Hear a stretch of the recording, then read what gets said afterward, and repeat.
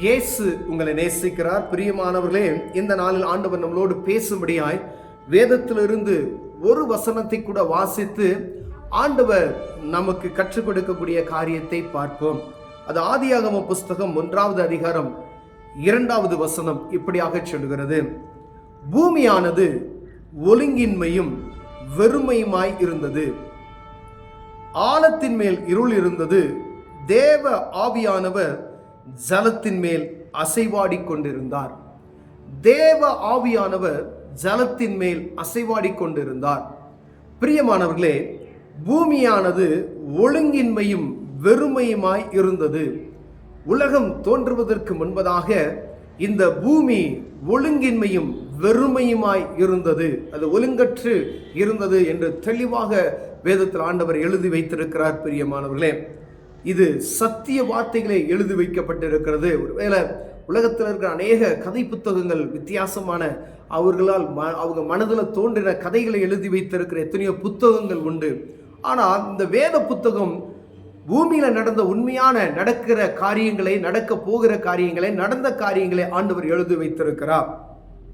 அப்ப இந்த பூமி உருவாகுவதற்கு முன்பதாக இந்த பூமி ஒழுங்கின்மையும் இருளும் வெறுமையுமாய் இருந்தது என்று வேதம் சொல்லுகிறது. பிரியமானவர்களே, ஆண்டவர் 6 நாள் ஒவ்வொரு காரியத்தையும் ஆண்டவர் இந்த பூமியை சிருஷ்டிப்பதற்காய் பரிசுத்த ஆவியானவர் ஆவியானவர் அசைவாடினார்.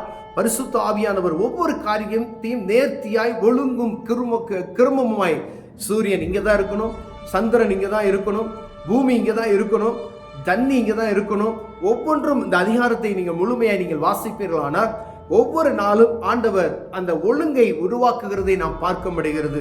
பரிசுத்த ஆவியானவர் ஜலத்தின் மீது அசைவாடினார். பூமி எங்கும் ஜலம் நிறைந்திருந்தது என்று வேதம் சொல்லுகிறது. எங்கும் தண்ணி நிறைந்து இருள் சூழ்ந்து ஒரு ஒழுங்கற்ற நிலைமையில இருந்ததை நாம் பார்க்க முடிகிறது. பிரியமானவர்களே, பரிசுத்த ஆவியானவர் வரும் பொழுது அது ஒழுங்கும் கிருமமாய் மாறுகிறதை நாம் பார்க்க முடிகிறது. அப்ப ஆண்டவர் பாருங்க, ஒரு மனிதனுக்குள்ளாக பரிசுத்த ஆவியானவர் கடந்து வருவாரானால் அந்த மனிதனுடைய எல்லா செயல்களும் அது சீராய் மாற்றப்படும் என்பதை நாம் அறியும்படி அழைக்கப்படுகிறோம். பிரியமானவர்களே, பூமி ஒழுங்கின்மையாய் இருந்தது. பரிசுத்த ஆவியானவர் ஜலத்தின் மீது அசைவாடினார். பூமியை 6 நாளுக்குள் அது சீரும் சிறப்புமாய் மாற்றிவிட்டார்.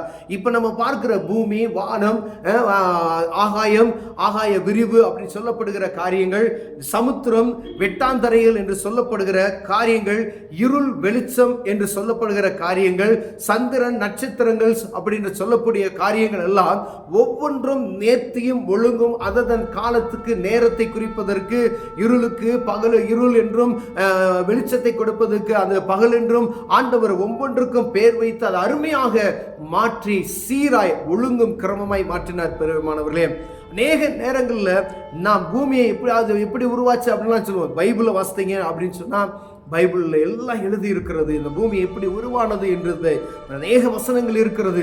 ஆனால் உங்களுக்கு சுருக்கமாக இந்த காரியத்தை நான் சொல்லுகிறேன். பிரியமானவர்களே, இந்த பூமியை ஒழுங்குபடுத்தின தேவன் இதில் உருவாக்கப்பட்ட மனிதன் ஒழுங்காய் இருப்பதற்கு ஆண்டவர் விரும்புகிறார். புதிய ஏற்பாட்டின் காலத்தில் ஆண்டவர் மனிதர்கள் மீது பரிசுத்த ஆவியானவர் ஊற்றினார் என்று வேதம் சொல்லுகிறது.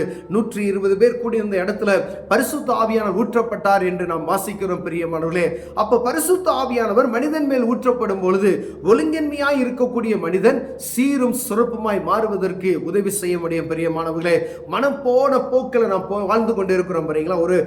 ஏதோ ஒரு கடமைக்காய் ஓடிக்கொண்டிருக்கிற அந்த வாழ்க்கையில ஆவியானவர் எனக்குள் வரும் பொழுது அது ஒழுங்கும் கிரமமாய் மாறும் என்று வேதம் சொல்லுகிறது. பிரியமானவர்களே, பரிசுத்த ஆவியின் அபிஷேகத்தை ஒரு மனிதன் பெற்றுக்கொள்ளும் பொழுது அவனுடைய வாழ்க்கையில வித்தியாசங்களை உண்டாக்க முடியும். ஏன்னா நம்மளை கட்டுப்படுத்தி நடத்துகிறவர் பரிசுத்த ஆவியானவரே.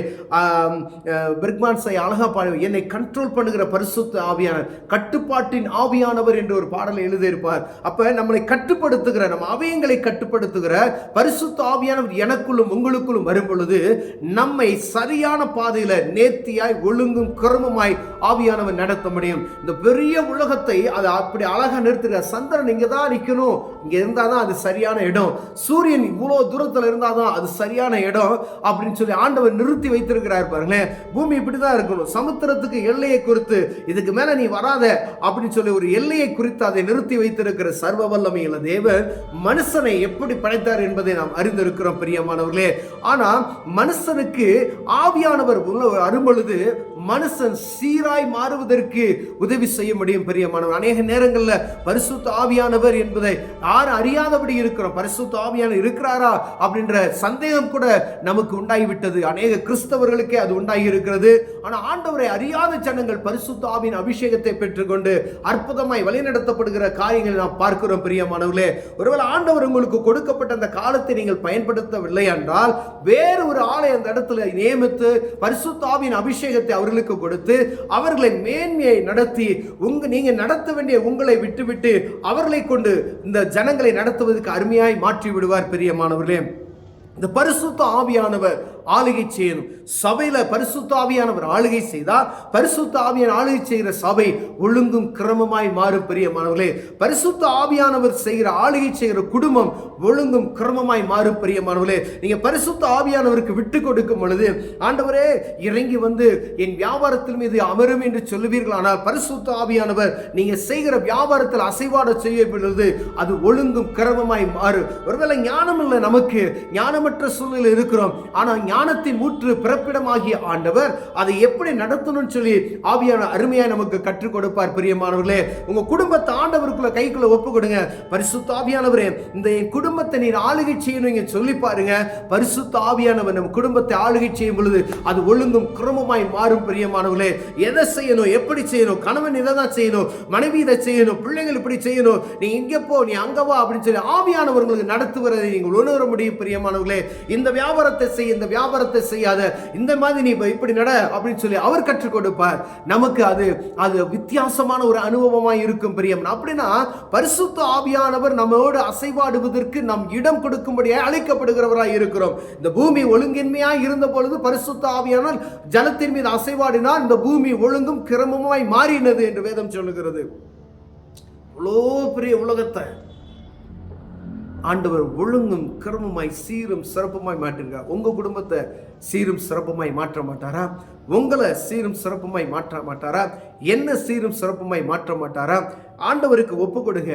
ஆண்டவரை என்னை ஆட்கொள்ளுங்க, பரிசுத்த ஆவியானவருக்கு இடம் கொடுங்க. ஆவியானவர் ஆட்கொள்ளும் பொழுது, பரிசுத்த ஆவியான உங்களுக்குள்ள வரும் பொழுது உங்க வாழ்க்கையை வித்தியாசப்படுகிறதை பார்க்க முடியும். அவருக்கு விட்டு கொடுங்க, இடத்தை விட்டு கொடுங்க. அநேக நேரங்கள் நம்ம பிரஸ்டீஜ் பார்க்குறோம். ஆராதனை வேலையில் நம்ம என்ன செஞ்சுறோம், நம்ம அப்படியே விட்டு கொடுக்காம இறுகமாக நம்ம பிடித்து கொண்டு கடினமாய் நடத்துகிறோம். பக்கத்தில் இருக்கிற பார்த்து வைக்கும், அங்கிட்டு இருக்கிறவங்களை பார்த்து வைக்கும். பரிசுத்த ஆவியானுக்கு விட்டு கொடுப்பதற்கு வைக்கும். ஆனா பரிசுத்த ஆவியானுக்கு நீங்க விட்டு கொடுக்கும் பொழுது ஆவியான உங்களை மேன்மைப்படுத்துவார் பிரியமானவர்களே. எங்க நீங்க விட்டு கொடுக்குறீங்களோ அங்க உங்களை மேன்மையாக்குவார் பிரியமானவர்களே. உங்க பக்கத்தில் இருக்கிற மனுஷன் உங்களை ஆசீர்வதிக்க முடியாது, உங்க இந்த பக்கத்தில் இருக்கிற மனுஷன் உங்களை உயர்த்த முடியாது. ஆனா பரிசுத்த ஆவியானவர் ஆண்டவர் உங்களுக்குள்ள வரும் பொழுது உங்களை மேன்மைப்படுத்த அவரால் முடியும் பிரியமானவர்களே. ஒழுங்கற்று இருக்கிற நம்ம வாழ்க்கையை ஒழுங்குபடுத்த அவரால் முடியும் பிரியமானவர்களே. உங்க பிள்ளைய பரிசுத்த ஆவியானவருக்கு ஒப்பு கொடுத்து பாருங்க. அவர் உங்களை என்ன செய்வார், உங்க குழந்தைய, உங்க பிள்ளைகளை ஆவியானவர் நேர்த்தியாய் ஒழுங்கும் கருமாய் நம்ம வாழ்க்கையில நம்ம ஒரு காரியத்தை முடிவெடுத்து விட்டு நம்ம நினைக்கிற காரியம் நடக்கணும்னு சொல்லி நம்ம ஆண்டவருடைய சித்தத்துக்கு உள்ளாதபடி நடத்தப்படுகிறோம். அதனால அது ஏகப்பட்ட பிரச்சனைகள் தான் வந்து சூழும் ஒழிய நீங்க ஆண்டவருக்கு விட்டு கொடுத்து தேவ சித்தன் பிரா நடங்கப்பா. குழந்தை பிறந்ததுமே ஆண்டவரே இந்த பிள்ளைய நீ நடத்துவீராக அப்படின்னு சொல்லுங்களேன். ஆண்டவர் கரெக்டா நடத்துவார். பரிசுத்த ஆவியானவருக்கு ஒப்பு கொடுங்க, ஆவியானவர் நடத்துவார். சரியா எந்த நேரத்துல என்ன படிக்கணும், என்ன எந்த ஒவ்வொரு காரியத்தை அவர் உங்களுக்கு கற்றுக் கொடுப்பார் பிரியமானவர்களே.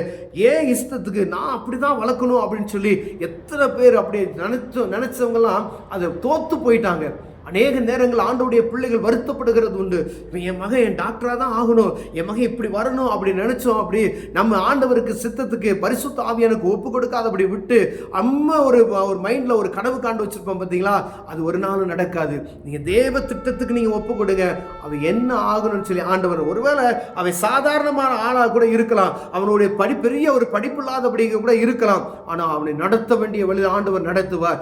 மோசையை கொண்டு போய் எங்க சேர்த்தாரோ அவர் பரிசுத்த ஆவியானவர் கரெக்டா ஒரு இடத்துல கொண்டு போனார், அங்கு பழக்க வைத்தார். அங்கிருந்து வரும்பொழுது பல லட்சம் ஜனங்களை நடத்துவதற்கு ஆண்டவர் அவரை பயன்படுத்தினார். பிரியமானவர்களே, பாருங்க, ஒரு ஒரு குழந்தையை தத்தெடுத்து வளர்க்கக்கூடிய ஒரு காரியம், ஒரு அரண்மனையில ராஜாவை போல வளர்கிறார்.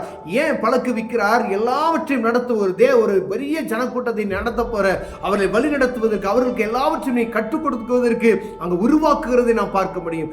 பரிசுத்த ஆவியானவருக்கு நம்மையும், நம்முடைய வாழ்க்கையும், நம்ம குடும்பத்தையும், நம் வியாபாரத்தையும், சபையையும், எல்லா காரியத்தையும், வியாபார ஸ்தலங்களை எல்லாம் பரிசுத்த ஆவியானுக்கு விட்டு கொடுக்கும் பொழுது ஆவியானவர் நடத்துவார். பிரியமானவர்களே, அதுல ஒரு குறைவு இருக்காது, அதுல மேன்மை மாத்திரமே பார்க்க முடியும். எப்படி உலகம் அப்படியே ஒழுங்கும் கிரமமாய் இருக்கிற, ஒருவேளை மனுஷ சீர்குலைக்கலாம், ஆனால் ஆண்டவர் படைத்த ஒருவருக்கு சீர்குலைக்க முடியாது.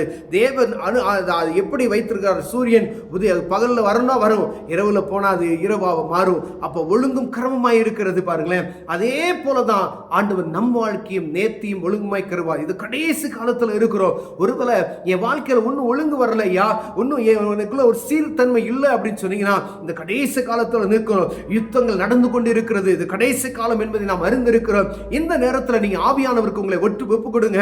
ஆண்டவர் உங்களை அருமையாய் வழி நடத்தி கொண்டு போக வல்லமையில் இருக்கிறார். கண்களை மூடுவோம், ஜெபம் செய்வோம். அன்பின் தகப்பனே, ஆண்டவரே, பரிசுத்த ஆவியான எங்களை ஆளுகை செய்வீராக நான் ஜெபிக்கிறேன். ஆண்டவரே, நீர் எங்களை ஆளுகை செய்வீராக. நாங்கள் ஒழுங்கும் கிரமமாய் மாற ஆசைப்படுகிறோம். இயேசுவின் நாமத்தில் பிதாவே, ஆமென்.